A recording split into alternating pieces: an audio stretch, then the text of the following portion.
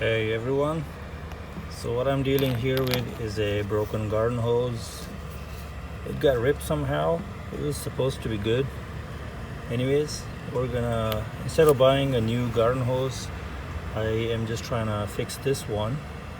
And in order to do that, I'm gonna have to cut it here and then try to fit this over this using this clamp. So let me cut this first with a knife and I'll be back. Okay, so after cutting the adapter, what you want to do is grab this end with a wise grip and don't put too much force on it. You just want to grab it. Then you want to grab the other end with a plier and you're going to slowly just twist it and turn it until this part actually just comes out like that. So this will separate the front portion on the back portion, and then as you can see, this is where the rubber part of the pipe goes in, the hose. So I can remove that, and you can stick the new hose inside, and we're gonna force it over this one. So I'll show you guys that. I'm back outside and the nice sun. So now you have two options. You can take this adapter and stick it inside the pipe, right? And then you're gonna put the clamp, of course, first, then do that, and then just tighten the clamp over it.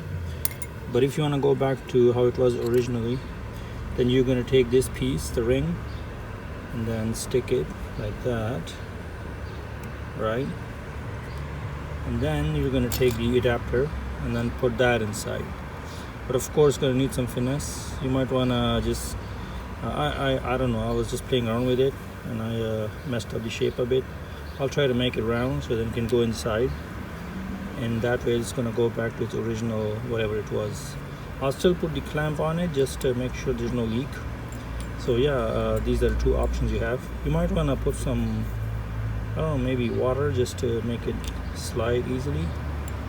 So let me try to do that and I'll show you guys that.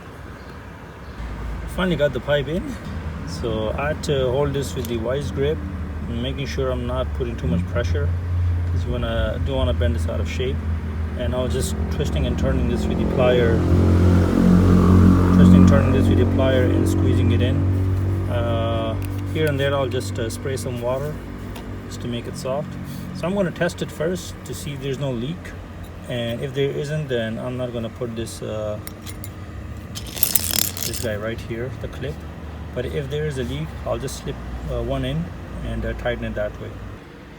Okay, so I'll just add one final touch here, a statement, I guess.